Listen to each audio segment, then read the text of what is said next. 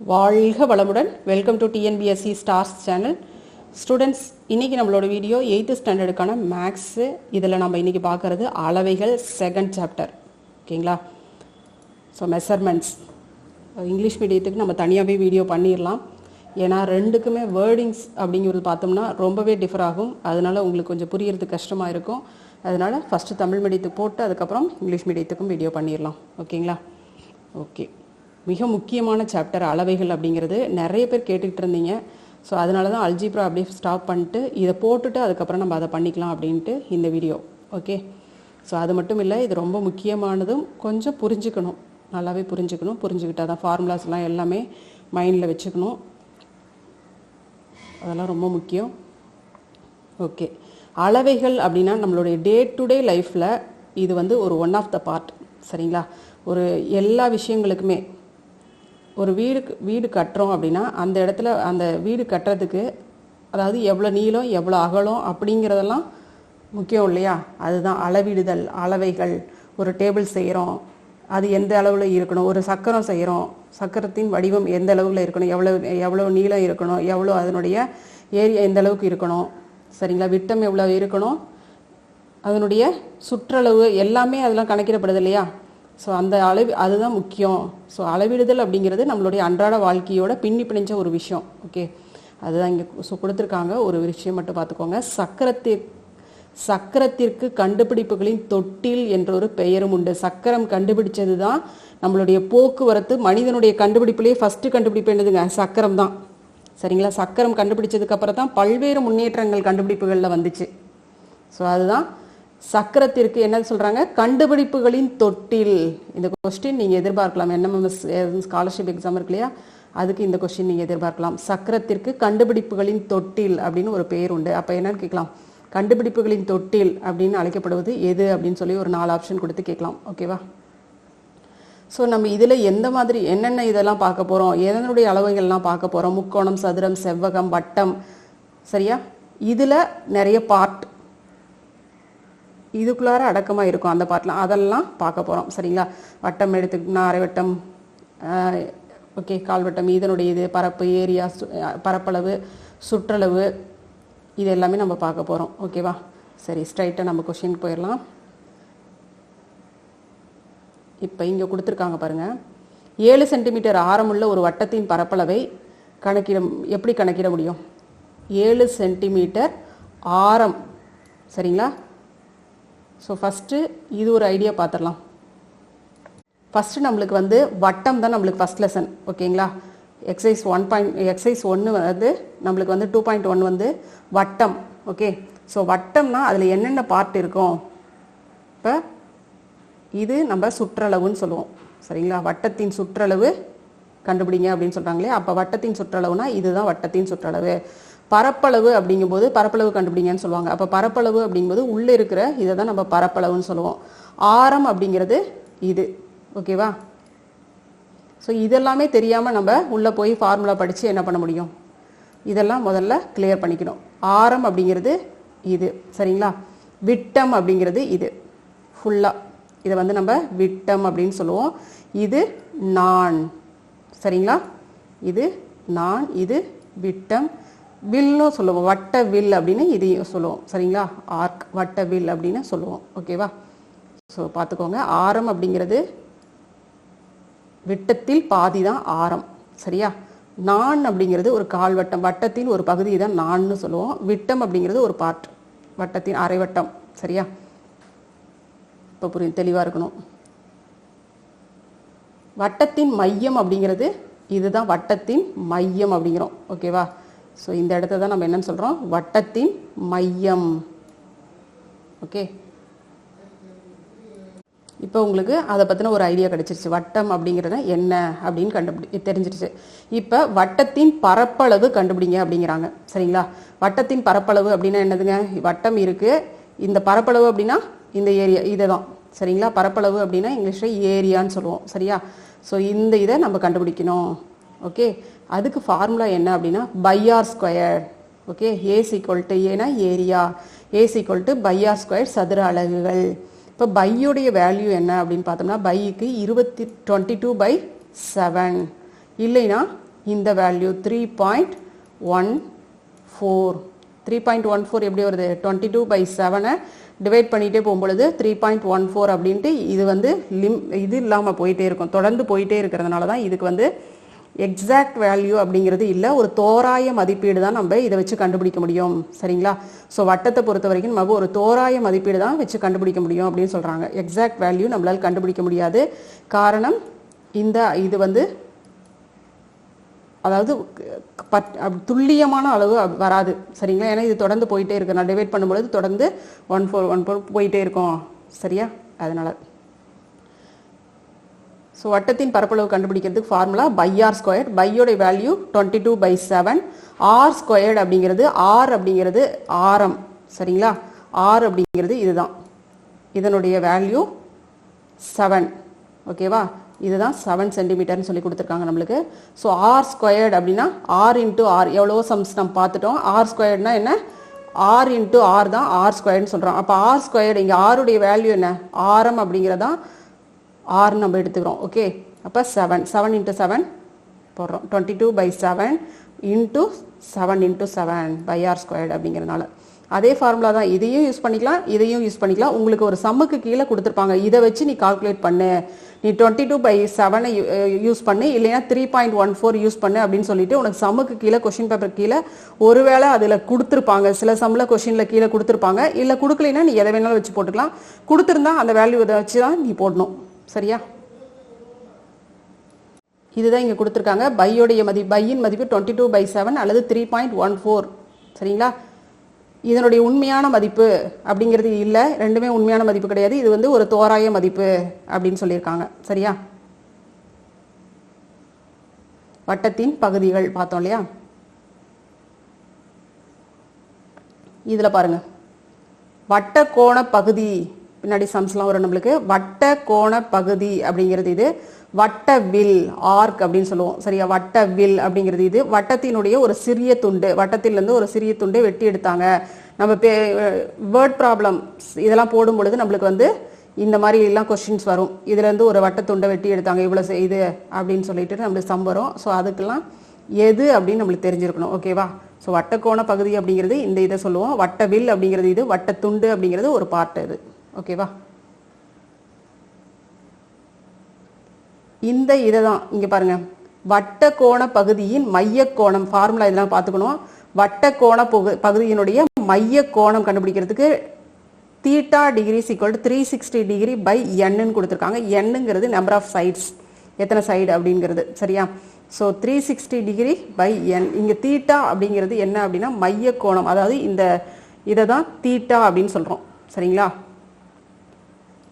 இந்த இடத்துல இருக்கு பாருங்களா, சப்போஸ் இது 80 டிகிரி அப்படின்னு சொல்லுவோம். சரியா? ஸோ அதை தான் தீட்டா அப்படின்னு இந்த இடத்துல சொல்கிறோம். அதே மாதிரி அரை வட்டத்தின் மைய கோணம் 360 டிகிரி பை 2. அரை வட்டம் அப்போ 2 பார்ட்டாக பிரியுது, அதுதான். கால் வட்டம் அப்படின்னா 4 பார்ட்டாக பிரியுது இல்லையா? ஸோ அது 360, அதுதான் இங்கே நம்பர் ஆஃப் இது எத்தனை பார்ட்டாக இது டிவைட் ஆகுது அப்படிங்கிறது தான். ஓகே, இதெல்லாம் சம் போடும்போது உங்களுக்கு நல்லா தெளிவாகவே புரியும்.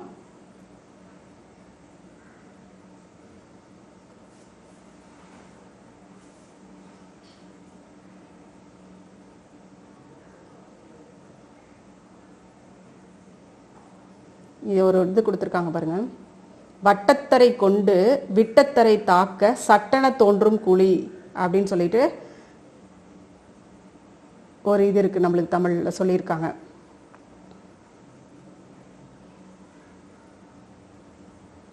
வட்டத்தரை அப்படிங்கிறது சுற்றளவில் பாதியும், வட்டத்தரை அப்படிங்கிறது என்னதுங்க, சுற்றளவுல பாதியையும், விட்டத்தரை என்பது விட்டத்தில் பாதியையும், விட்டத்தில் பாதி, விட்டம்னா இது விட்டத்தில் பாதி. சரியா?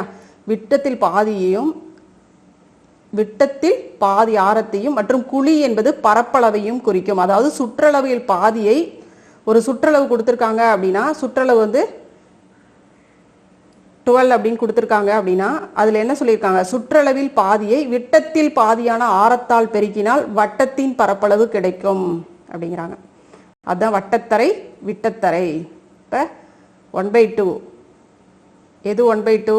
சுற்றளவில் 1/2, வட்டத்தின் சுற்றளவு 1/2, வட்டத்தின் விட்டத்தை எடுத்துக்கிட்டு அது 1/2 பிரிக்கிறாங்க. ஸோ அதுதான் ஃபார்முலா அப்படியே கொடுத்துறாங்க பாருங்கள். வட்டத்தின் பரப்பளவு கிடைக்கும் அப்படிங்கிறாங்களே, வட்டத்தின் பரப்பளவு கண்டுபிடிக்கிறதுக்கு A equal to pi r squared அலகுகள். இது இப்படி தான் வந்துச்சு. ஓகேவா?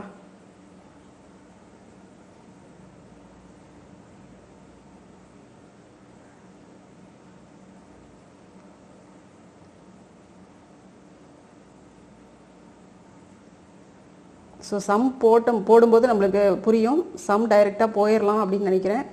ஸோ இதை ஒன்று பார்த்துட்டு போயிடலாம். கமலேஷ் அப்படிங்கிறவர் 70 சென்டிமீட்டர் ஆரமுள்ள வட்ட வடிவ உணவு மேஜையும், தருண் என்பவர் 140 சென்டிமீட்டர் ஆரமுள்ள கால்வட்ட வடிவ உணவு மேஜையும் வைத்துள்ளனர். சரிங்களா? இவர் 70 சென்டிமீட்டர் ஆரமுள்ள வட்ட வடிவ உணவு மேஜை, டோட்டல் வட்ட வடிவ உணவு மேஜை. இவர் தருண் அப்படிங்கிறவர் 140 சென்டிமீட்டர் இருக்கக்கூடிய கால்வட்ட வடிவ, ஓகேங்களா, கால்வட்ட வடிவ உணவு மேஜை வச்சிருக்காங்க. அப்படின்னா யாருடைய உணவு மேஜையினுடைய பரப்பளவு அதிகம் அப்படின்னு சொல்றாங்க, கேட்குறாங்க. யாருடைய உணவு மேஜையின் பரப்பளவு இதில் அதிகமாக இருக்கும் அப்படிங்கிறாங்க. ரெண்டு பேர்த்துக்குமே நம்மளுக்கு என்ன கொடுத்துருக்காங்க? ஆரம் கொடுத்துருக்காங்க. சரிங்களா? ஸோ ஃபர்ஸ்ட் இதுக்கு 70 சென்டிமீட்டர் ஆரம் கொடுத்துருக்காங்க. செகண்ட் இதுக்கு 140 சென்டிமீட்டர் ஆரம் கொடுத்துருக்காங்க. அப்போ வட்டத்தின் இது வந்து ஃபுல் சர்க்கிள், ஓகே, முழு வட்டம். அப்போ வட்டத்தின் பரப்பளவு கண்டுபிடிக்கிறதுக்கு நம்மளுக்கு ஃபார்முலா என்னங்க? பை ஆர் ஸ்கொயர்டு இல்லையா? So pi r squared formula use பண்ணுறோம் இதுக்கு. ஸோ இது பைங்கிறது 22/7, ஆறுங்கிறது இங்கே வேல்யூ கொடுத்துருக்காங்க 70. அப்போ 70 × 70 ஆர் ஸ்கொயர்டு இல்லையா? அப்போ ஆர் இன்ட்டு ஆர் வரும். 70 × 70 இதை நம்ம போட்டு பார்த்தோம்னா நம்மளுக்கு இந்த வேல்யூ கிடைக்குது. ஓகேவா? அப்போ அடுத்தது நம்மளுக்கு என்ன கொடுத்துருக்காங்க? கால்வட்ட உணவு மேஜையின் பரப்பளவு கேட்டிருக்காங்க. அப்போ கால்வட்டம் அப்படின்னா நம்ம ஏற்கனவே ஃபார்முலா பார்த்தோம் இல்லையா? கால்வட்டத்துக்கு 1/4 பை ஆர் ஸ்கொயர்ட் ஃபார்முலா. இப்போ 1/4 × 22/7 × 140 × 140. ஸோ இதை நம்ம பண்ணும்பொழுது இது பண்ணும்பொழுது நம்மளுக்கு 70 வரும் இந்த இடத்துல. ஸோ அதே தான் இந்த ஆன்சர் வரும் நம்மளுக்கு. ஸோ ரெண்டுமே சேம் தான். ஓகே. ஒரு வட்டத்தின் ஆரம் 2 மடங்கு அதிகரித்தால் கிடைக்கும் புதிய வட்டத்தின் பரப்பளவு என்னவாக இருக்கும் அப்படிங்கிறாங்க. ஒரு வட்டம் இருக்கு, ஒரு வட்டம் இருக்கு, அந்த வட்டத்தினுடைய ஆரம், சரிங்களா, ஒரு வட்டத்தின் ஆரம் 2 மடங்கு, இதே மாதிரி இன்னொரு மடங்கு அதிகரிச்சிச்சுன்னா, இன்னொரு மடங்கு அதிகரிக்குது, சரிங்களா, சேம் இது. இப்போ இது 6 சென்டிமீட்டர் இருக்கு அப்படின்னா இன்னொரு 6 சென்டிமீட்டர் அதிகரிச்சிச்சுன்னா அது கிடைக்கும் புதிய வட்டத்தினுடைய அந்த பரப்பளவு என்னவாக இருக்கும் அப்படிங்கிறாங்க. சரிங்களா?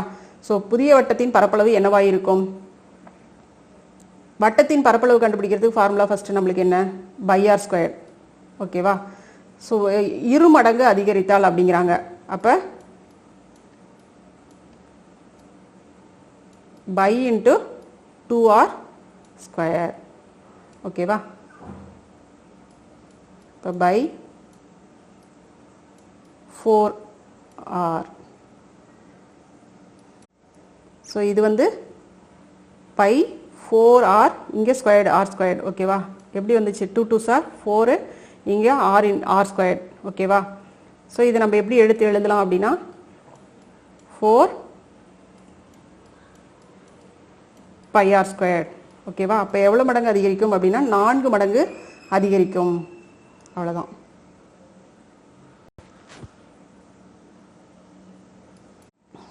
அடுத்த சம் பாருங்க. புரிஞ்சிருக்கும்னு நினைக்கிறேன். இது ஒரு வட்டம் இருக்கு, ஒரு வட்டத்தினுடைய ஆரம் 2 மடங்கு அதிகரிச்சிச்சுன்னா கிடைக்கும் புதிய வட்டத்தின் பரப்பளவு என்ன அப்படிங்கிறாங்க. ஒரு வட்டம் இருக்கு, இன்னொரு மடங்கு அதிகரிக்கும் பொழுது அதனுடைய புதிய வட்டம், ஸோ வட்டத்தின் பரப்பளவு பை ஆர் ஸ்கொயர். ஸோ அப்போ 2 மடங்கு அப்படிங்கும் பொழுது 2r pi into 2r square போட்டோம்னா நம்மளுக்கு பை 4r ஸ்கொயர்டு வருது. நம்ம இப்படி எழுதலாம். சரிங்களா? 4 பை ஆர் ஸ்கொயர்டு அப்படின்ட்டு எழுதிக்கலாம். ஓகேவா?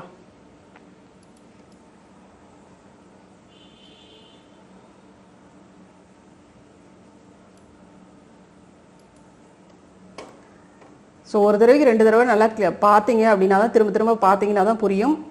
கொஞ்சம் கிளியராக பார்த்துக்கோங்க. நெக்ஸ்ட் இது பாருங்க. 7 சென்டிமீட்டர் விட்டமுள்ள 4 பதக்கங்களை இங்கே பிக்சரில் காட்டியிருக்காங்க பாருங்க. படத்தில் உள்ளவாறு வைக்கும் பொழுது இடையில் அடைபடும் நிழலிடப்பட்ட பகுதியின் பரப்பளவை காண்க அப்படிங்கிறாங்க. இதில் இருக்கக்கூடிய அந்த நிழலிடப்பட்ட பகுதியினுடைய அந்த பரப்பளவு மட்டும் சொல்லுங்க அப்படிங்கிறாங்க. சரியா?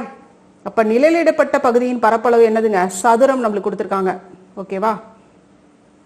சதுரம் கொடுத்துருக்காங்க. சதுரத்தின் பரப்பளவு இங்க என்ன கொடுத்துருக்காங்க? கால்வட்டம். இதுல என்ன அடங்கி இருக்கு? இங்க கால்வட்டம் தான் இங்க வந்திருக்கு எல்லாத்துலயும். சரியா? ஸோ கால்வட்டம் இங்க இருக்கு. இந்த கால்வட்டத்தை கழிச்சிட்டோம் அப்படின்னா நம்ம இந்த நிழலிடப்பட்ட பகுதியின் பரப்பளவு என்னன்னு நம்மளுக்கு தெரிஞ்சு போயிடும். சரியா?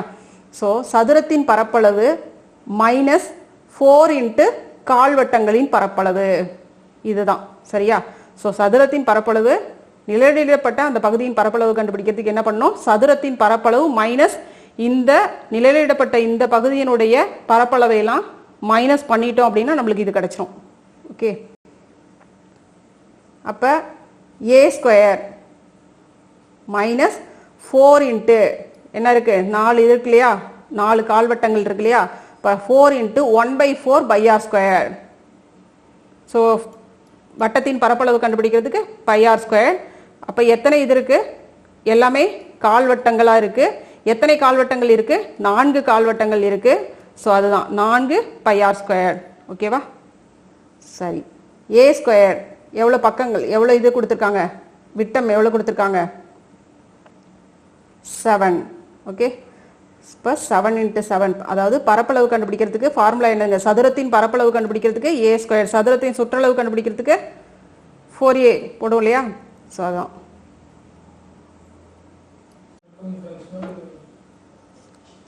4 இன்ட்டு 1/4 இன்ட்டு ஃபார்முலா அப்படியே அப்ளை பண்ணுங்க. 4 இன்ட்டு 1/4 22/7, பையோட வேல்யூ 22/7 இன்ட்டு 7/2 இன்ட்டு 7/2. ஓகே, இப்போ இங்கே 7/2 அப்படின்னு கொடுத்துருக்காங்க. இப்போ இந்த இடத்துல உங்களுக்கு ஒரு டவுட் வரும், 7/2 எப்படி வந்துச்சு? 7 தானே வரணும், ஆர் ஸ்கொயர்னா 7 தானே வரணும் அப்படின்னு கேட்டால், இப்போ இந்த இடத்துல என்ன கொடுத்துருக்காங்க? 7 சென்டிமீட்டர் விட்டம் உள்ள. சரிங்களா? ஸோ இந்த இடத்துல வந்து நம்மளுக்கு ஒரு வேளை இப்போ 8ன்னு கொடுத்துருந்தாங்கன்னா நம்ம இங்கேயே நம்ம 4ன்னு போட்டுக்கலாம், ஆருடைய வேல்யூ 4ன்னு போட்டுக்கலாம். பட் இங்கே 7ன்னு கொடுத்துருக்கனால நம்மளால இது எடுக்க முடியாது இல்லையா?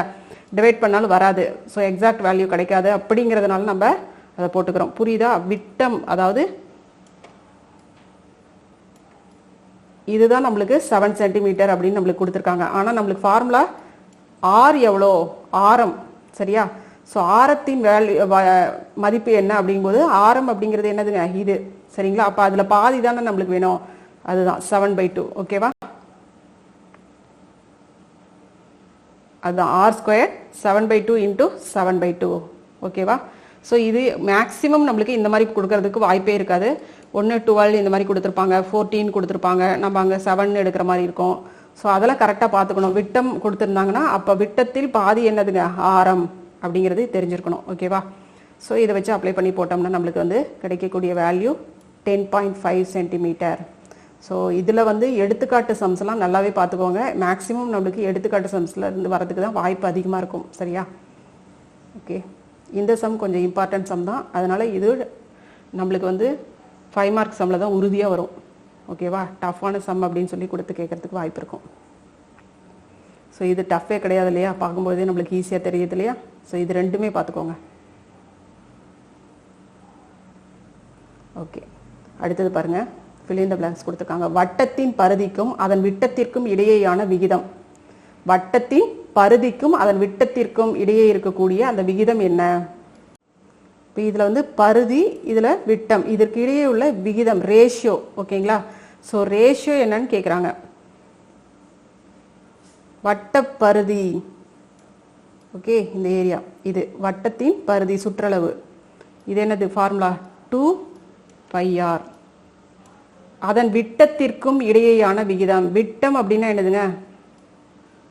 இதுதான் விட்டம். அப்போ விட்டம் அப்படிங்கிறது 2 ஆர் சேர்ந்ததுதான் விட்டம், அதாவது 2 ஆரங்கள். சரிங்களா? ஆரம். இப்போ ரேஷியோ எப்படி போடலாம் பாருங்க. 2πr is to 2r. ஓகேங்களா? 2r, இது ஒரு ஆர், இது ஒரு ஆர். Okay, 2r.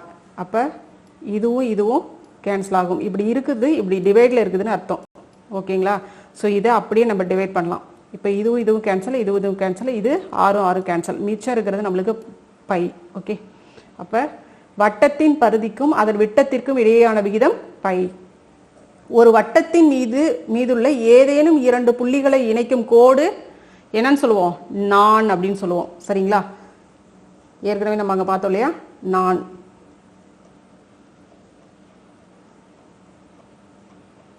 ஒரு வட்டத்தின் மீதுள்ள ஏதேனும் 2 புள்ளிகளை இணைக்கக்கூடிய கோடு தான் என்னன்னு சொல்கிறோம், நான். பாருங்க, இங்கேருந்து இங்கே எந்த புள்ளியை இணைச்சாலும் சரி அதுதான் நான். ஓகே, இப்படி இருந்தாலும் அதுவும் அப்படிதான். ஓகேவா?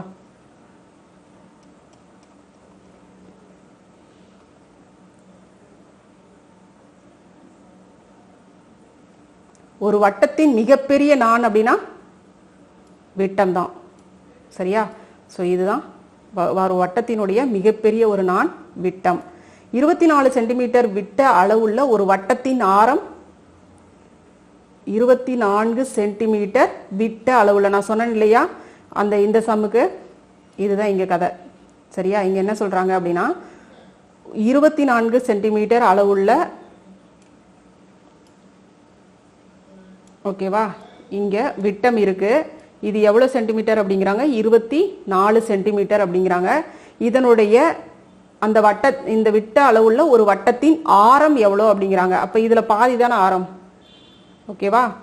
இதில் பாதி தான் ஆரம். அப்போ என்னது, பை 2. அப்போ 12. ஓகேவா?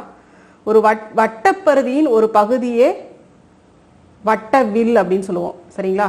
ஒரு வட்டம் இருக்கு, ஒரு வட்டம் இருக்கு, அந்த வட்ட பகுதியினுடைய ஒரு பகுதி, இந்த ஒரு பகுதியை நம்ம என்னன்னு சொல்றோம், வட்ட வில். ஆர்க் எடுப்போம் இல்லையா, இப்படி ஆர்க் எடுப்போம் இல்லையா, ஜாமெட்ரியில தெரியும் இல்லையா. ஸோ அந்த ஒரு இதுதான் நம்ம என்னன்னு சொல்றோம், ஒரு வில், வட்ட வில். ஓகேவா? இப்போ இந்த இடத்துல என்ன வரும், வட்ட வில். ஸோ மவுஸ்ல எழுதுறதுனால கொஞ்சம் வரல, பார்த்துக்கோங்க.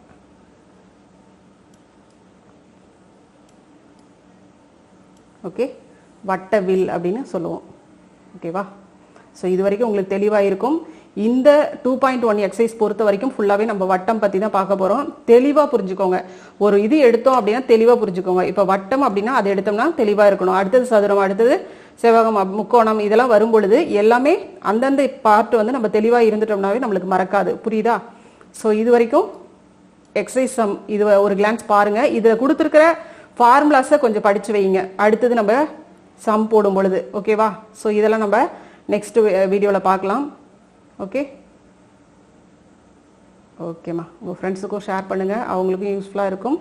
ஓகே, ஓகேம்மா. தேங்க்யூ.